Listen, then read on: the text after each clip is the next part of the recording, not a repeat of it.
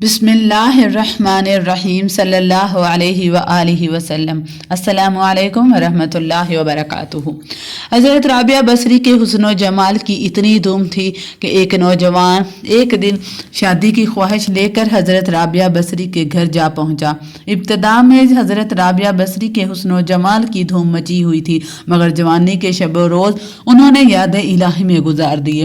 ان کے چہرے پر پاکیزگی کا ایک ایسا نقاب تھا کہ دیکھنے والوں کی نگاہیں خود بخود جھک جایا کرتی تھی۔ اسی زمانے میں ایک نوجوان نے انہیں رات کے وقت قبرستان میں چاند کی طرح دھمکتے اور چمکتے دیکھا۔ وہ آپ کو کوئی غیر مرئی خیالی مخلوق سمجھ کر بھاگ کھڑا ہوا، لیکن دوسری ہی صبح جب اس نے وہی چہرہ اسے بصرہ کے ایک بازار میں نظر آیا تو وہ عقل و خرد سے ہاتھ دھو بیٹھا اور رات دن اسی تصور میں رہنے لگا۔ آخر دل کے ہاتھوں مجبور ہو گیا تو لوگوں سے پتہ پوچھتا ہوا حضرت رابعہ بصریہ کے گھر جا پہنچا۔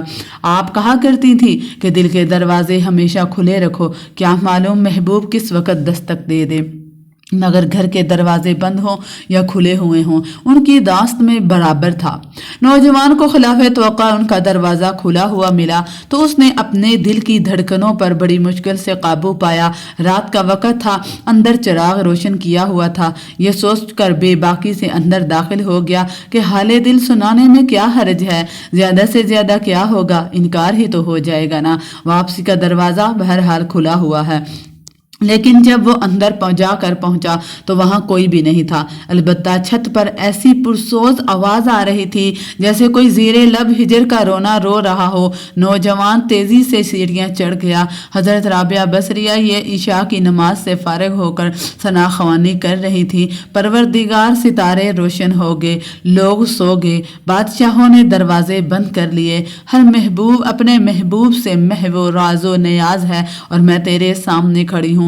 نوجوان پر سختہ طاری ہو گیا۔ اسی اثنا میں حضرت رابعہ بصری نے پلٹ کر اسے ایسی قہر آلود نظروں سے دیکھا کہ اس کی زبان گنگ ہو گئی۔ رابعہ بصری نے اس کے قریب آ کر پوچھا، کیا تم مجھ سے شادی کی درخواست کرنے آئے ہو؟ نوجوان نے لرزتے ہوئے ہاتھ سے اپنی زبان کی طرف اشارہ کیا کہ وہ بول نہیں سکتا۔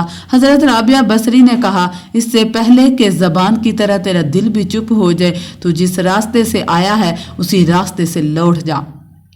نوجوان صرف آنکھوں سے التجا کر سکتا تھا کہ نیک خاتون، میں گویائی مجھے واپس دے دے، میں تو تیرے مرتبے اور تیرے رتبے سے واقف نہیں تھا، مجھ سے غلطی ہوئی، مجھے معاف کر دے۔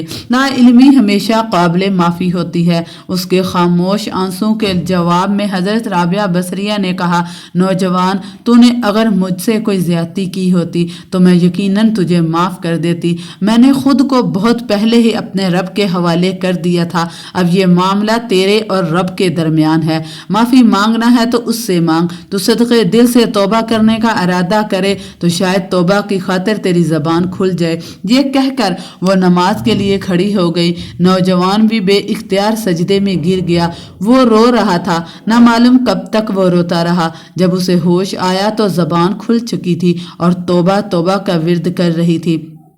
بصرہ کے بازاروں میں سالہ سال تک ایک مجذوب گرمی جھاڑے اور برسات سے بے نیاز ہو کر دیوانہ وار توبہ توبہ کے نعرے لگاتا رہا۔ اس کے نعروں سے بصرے کی راتیں گونج اٹھی تھیں اور بچے سہم کر ماؤں کے سینوں میں دھبک جاتے تھے۔ آخر ایک دن وہ مجذوب اچانک ہی کہیں غائب ہو گیا، پھر کبھی اس کا پتہ ہی نہیں چلا۔ وہ مجذوب یہی مذکورہ جوان تھا جو حضرت رابعہ بصری کی بدولت ہی دربار خداوندی میں مقرر ٹھہرا تھا۔ یہ واقعہ میں نے حضرت رابعہ بصری کی سیرت سے لیا ہے۔ صفحہ نمبر بھی آپ دیکھ رہے ہیں۔ میں جو امید کرتی ہوں آپ کو یہ واقعہ بہت ہی اچھا لگا ہوا۔